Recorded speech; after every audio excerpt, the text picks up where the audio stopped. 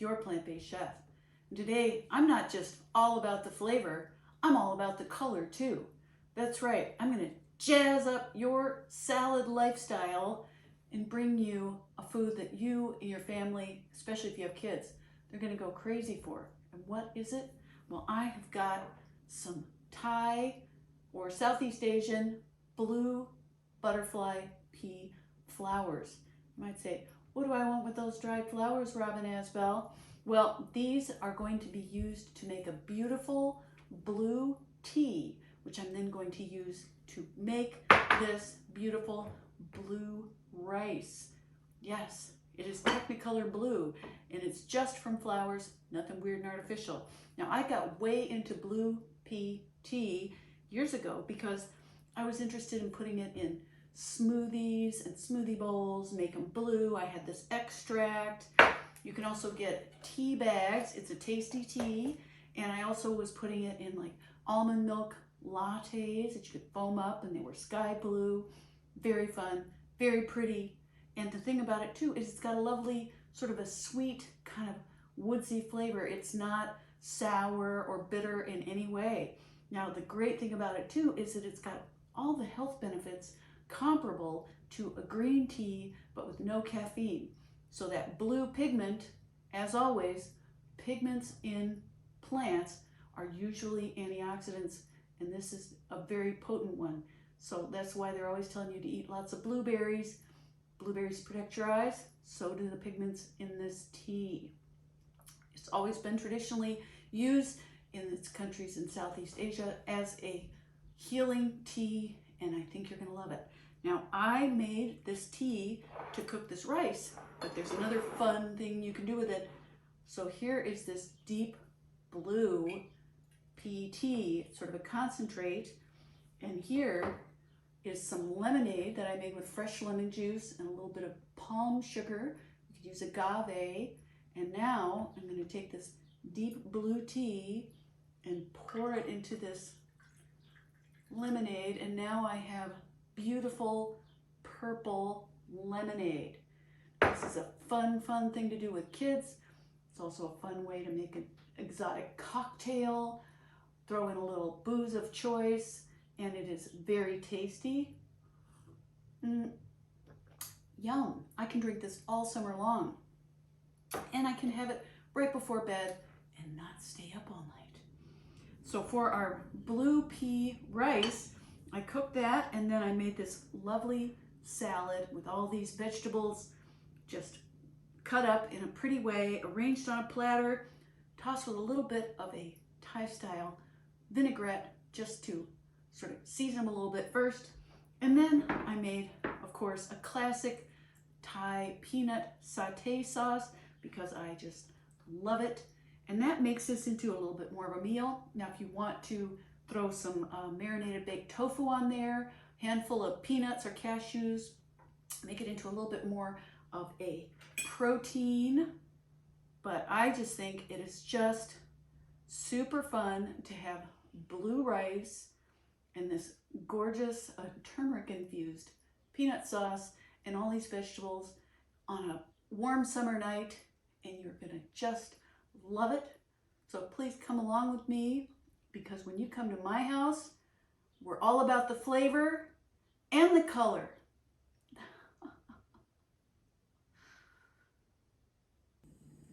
Now it's time to make my magical, beautiful blue pea tea. So first thing I'm gonna do is put 2 cups of water into a pot. Now I've got some already made, look at that. But I'm just gonna show you this because it's so easy. It's just so unbelievably easy. Here is the blue pea flowers, my beautiful flowers. And I've got 30 of them counted out to go into the water as soon as it comes to a boil. So I'm going to make the blue pea tea and then let it steep until the water is super dark blue, which is this color. Lovely, beautiful, beautiful pea tea. So actually what I'm going to do is make it in this jar. So I'm just going to pour the boiling water into the jar so that I will have my pot free. And as soon as the water boils,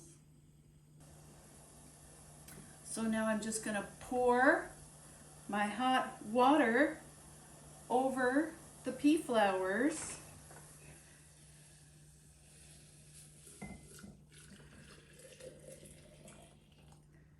And you see how quickly the water starts to turn blue. And it just doesn't take too much longer. The longer these sit, the bluer the water gets, and eventually it'll be this color. So I'll set that aside, and now I'm going to start the blue pea rice because that is the star of the show. So I'm going to put in 1 cup of this concentrated blue pea tea, and again, get something boiling, and a 1/2 cup of just plain water because that's pretty concentrated. Bring that to a boil. And I can even move it to this other burner, and then I'll start my peanut sauce because nobody wants to watch water come to a boil. So the peanut sauce is going to just be the icing on the cake, as it were. So I'm going to put in this coconut milk. And what that starts with coconut milk isn't fantastic. So we put in our coconut milk, and I'm going to stir it around a bit to get it nice and melted. You know, the coconut cream solidifies on the top and makes the delicious, rich, coconutty flavor we all love so much. And once that gets hot enough to melt, I'm going to throw in a chopped up shallot. I just love shallots, and especially in Thai, Southeast Asian food, very traditional ingredient to use. And then we'll see how this water's going. Oh, this is going to be so pretty. I just usually not all that into worrying about pretty food, but I love it. And in this dish, we're going to grate in a little bit of fresh turmeric. So I've got these fresh turmeric roots, and all I've got to do is just use this little microplane. Don't bother to peel. I'm just going to shred in some. It's going to make it extra golden and extra healthful and extra delicious. So in that goes, and then a tablespoon of red curry paste, and I'm going to smash that. See, I'm smashing it with my spatula onto the bottom of the pan so there are no lumps. And I always use a Thai Kitchen brand because the ingredients are nice and clean. So then I'm lowering the heat, which of course this burner doesn't like to be on low. And I hear my blue pea water is boiling, so I'm just going to add the rice and put it back on the heat and return it to a boil. And once it's at a boil, I'm going to set a timer for 15 minutes. You know I love the brown rice, but the white rice, the basmati or the jasmine, is a great way to show off the color. So I've got my red curry paste and my shallots and my turmeric in there. In goes some ginger. Again, love the ginger. Absolutely delicious. And get this to a good simmer. Now we don't want to cook this too long going to get really thick with the addition of the peanut butter. So I'm going to put in, I've got some granular palm sugar that I'm putting in today, but I've got this other palm sugar, which I'm very fond of too. This you have to go to an Asian market to get, and it is just wonderful, natural sweetener. It's actually got a much lower glycemic index than a lot of other sweeteners. According to information I have seen, and that's going, so now I'm going to add the peanut butter. Now this is smooth, creamy peanut butter. You can always use crunchy if you just want to have a little extra crunch in there, but I just want to stick with the idea here that it should be a creamy satay sauce. And so we're just whisking it in, and see it very quickly starts to thicken up. And we really hardly need to do anything else. And I'm putting in some lime juice, a couple tablespoons.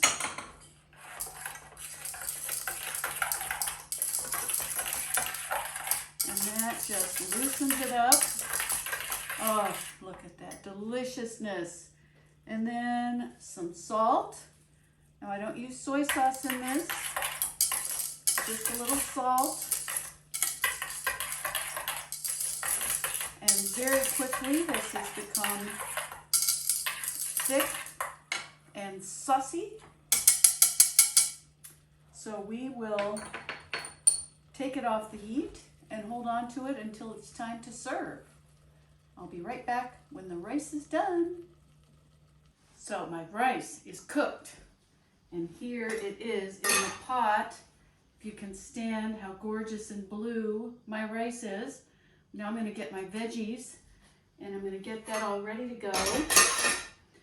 So to start that, I've got some lime juice and palm sugar, and I'm going to make a little dressing.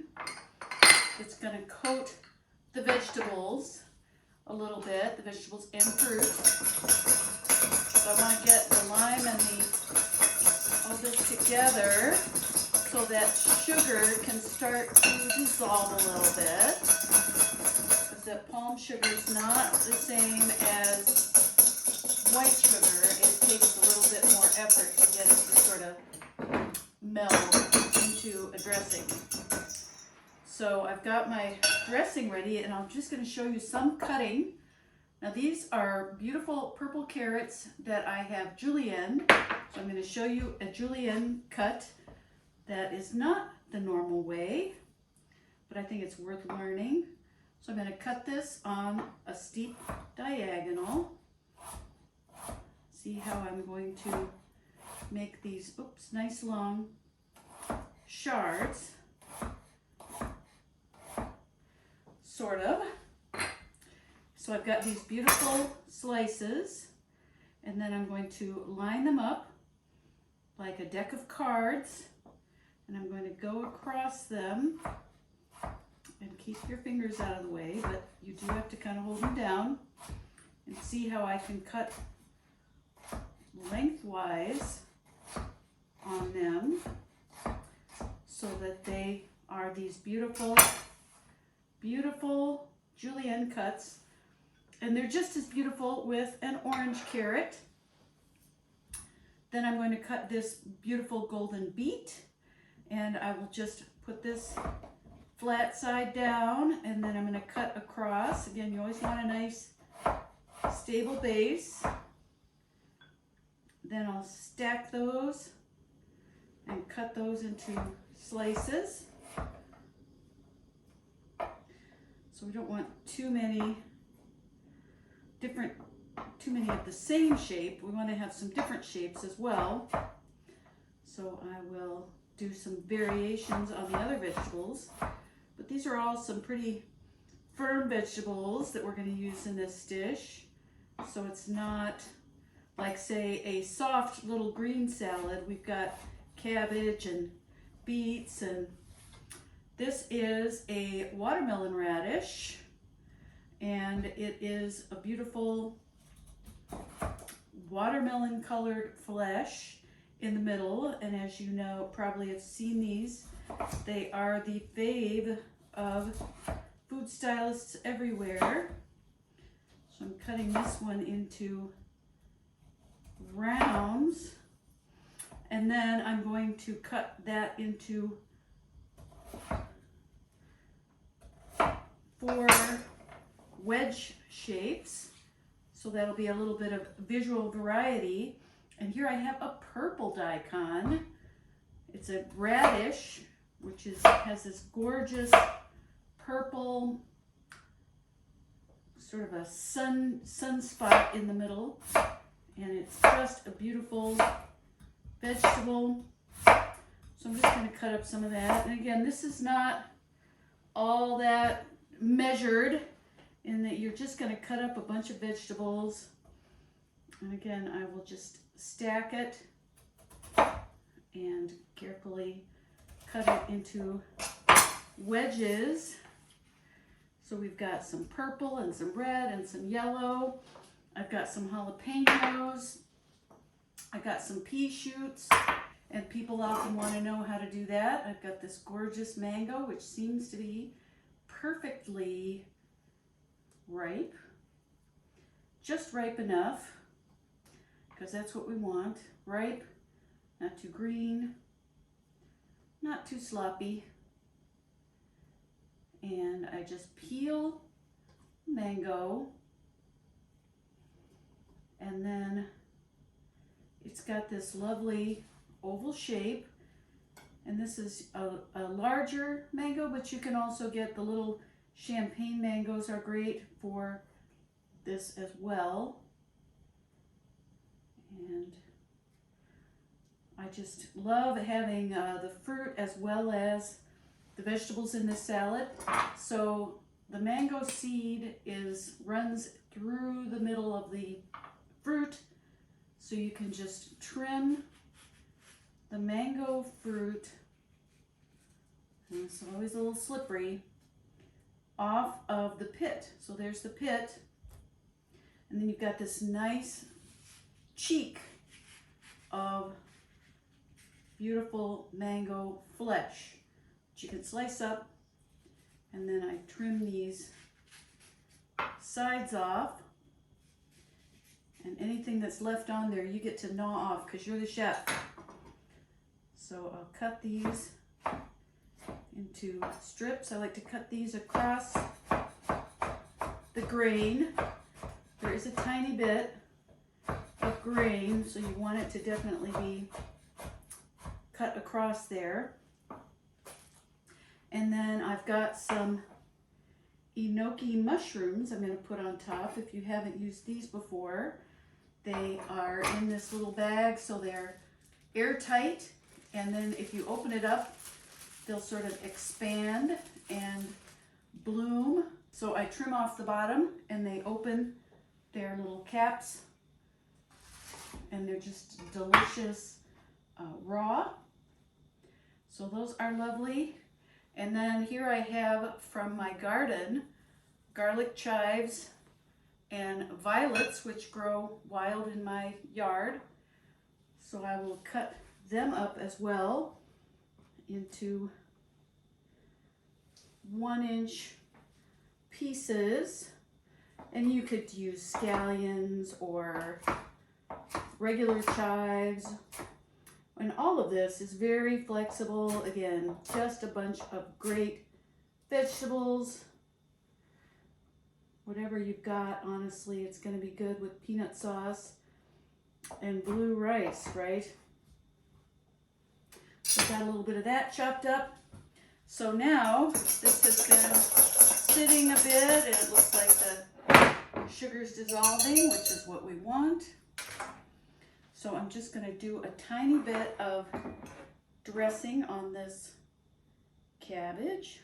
See, I'm going to dress everything a little, but I'm going to put it on here separately for a really pretty visual. So here's our white cabbage. I And then I'll put in a little purple, right? Just drop it in there and then scoop it out. And again, these don't have to be dressed. You could just put them on there plain, but I really like it this way. Oh, and I was gonna put a little salt in there, that's right. A little sprinkle of salt, just so the veggies are seasoned. And then I'll go ahead and put the mango over here for a yellow. Now when you're composing your food, we've got blue rice, and just remember, complementary colors. It's not hard to make something beautiful when you have so much beautiful color in these vegetables and fruits. But just purple and yellow are on opposite sides of the color wheel. So that means they're complementary. So anytime you put them next to each other, so then I'm just gonna keep improv in here. So I got a little bit of these beautiful carrots. Maybe I'll stop just manhandling them, toss them with this little, and I'll put these next to the yellow.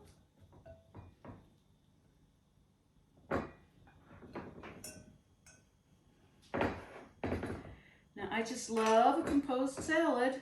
You know, it just makes your salad so much more exciting and interesting to have it laid out for you in a very pretty way. And that's what we're doing. Very, very visually stimulating. They say you eat with your eyes first, and that is certainly true. So we got those guys on there, and then I'm going to put a little bit of the watermelon radish in there. Oh my gosh, it's getting to be almost too much. I'm going back to the hands-on. Little red. So the red watermelon radish is next to the purple daikon. We're getting into some psychedelic color schemes here. And I'm going to get a little yellow beet into the picture.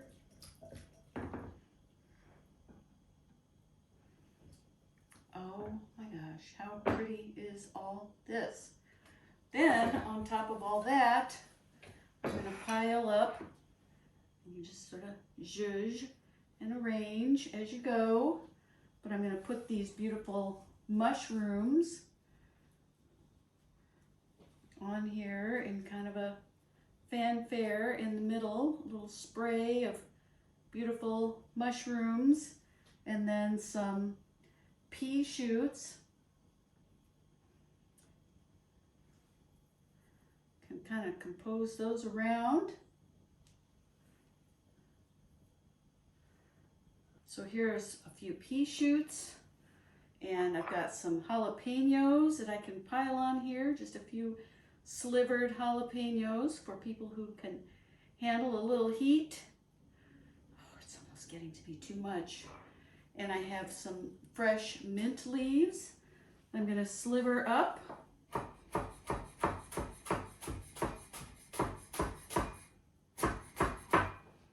Sprinkle those around on here. Oh, it's just going to be so delicious. And then a few of these garlic chives. And I think I'm just going to have to stop. As you can see, this has just become an irresistible pile of beautiful vegetables. And as if it weren't beautiful enough, I'm now going to put some flowers on there. Violets. And I've got purple and white because the birds, the bugs love them. We love our pollinators. We love our bees and our butterflies. So we plant the native flowers. And then for our crowning glory, we have our peanut sauce.